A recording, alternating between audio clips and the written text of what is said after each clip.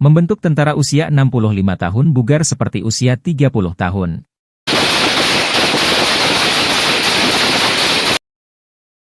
Dalam sebuah informasi dari jalur bawah dinyatakan telah terbentuk 3 batalion pasukan khusus yang diisi oleh para veteran perang dan komandan lapangan yang sudah sangat berpengalaman.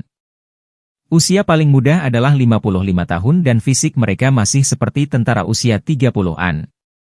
Mereka bekerja dalam misi spionase dan juga sabotase menjadi pemimpin tim khusus.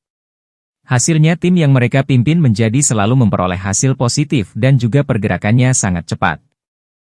Hal ini karena waktu tugasnya yang sangat lama.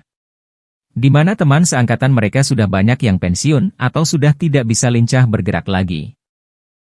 Di usia 60-an banyak tentara yang harus berjuang dengan penyakit yang dialaminya.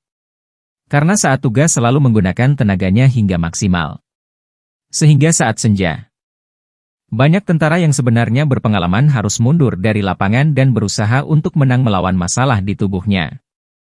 Banyaknya tentara berpengalaman yang mundur dari tugas lapangan karena faktor fisik inilah yang menyebabkan sejak tahun 70-an menjadi perhatian banyak petinggi militer.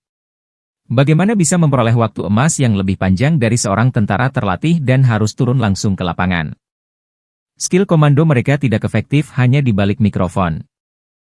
Pernah dilakukan uji coba pemberian steroid dan obat-obatan peremajaan struktur tubuh. Berhasil. Tapi pada konsumsi jangka panjang terjadi penolakan dan menjadikan tubuh sangat rusak. Pada akhirnya menyebabkan kematian atau kerusakan syaraf fatal. Di sebuah dinas rahasia terkenal dilakukan penelitian untuk melakukan penggantian darah rutin setiap 3 bulan. Di mana darah seorang tentara akan diambil 500 ml.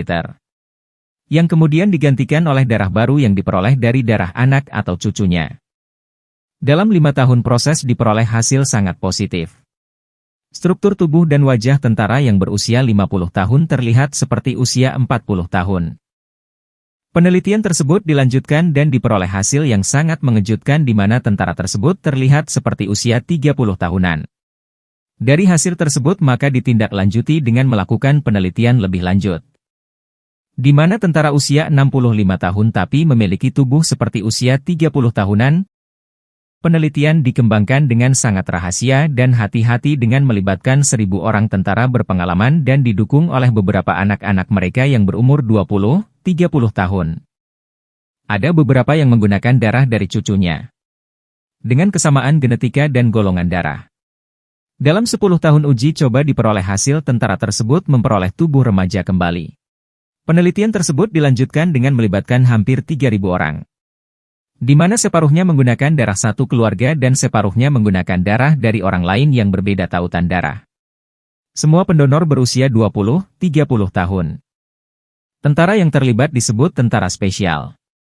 Juga dijuluki Immortal Army, banyak kelompok pencari informasi tentang konspirasi dan rahasia dunia yang telah melakukan pelacakan untuk memperoleh informasi. Di mana ada beberapa informasi yang bocor dari keluarga dekatnya tentara spesial yang kurang harmonis. Seperti telah berpisah atau tidak baik hubungan di antara orang tua dan anak. Dari publikasi dari kelompok inilah yang sulit dibuktikan kebenarannya. Tapi menjadi informasi penting bagi militer negara lain. Sehingga banyak negara yang berlomba-lomba untuk membentuk tentara spesial. Hal ini karena sangat aman bagi tentara dan juga keluarganya. Juga berbiaya rendah. Dengan program transfusi darah dari anak atau cucu tentara spesial. Militer memiliki waktu emas lebih panjang sehingga skill pengalaman mereka dapat diterapkan di lapangan dengan dukungan tubuh yang bugar.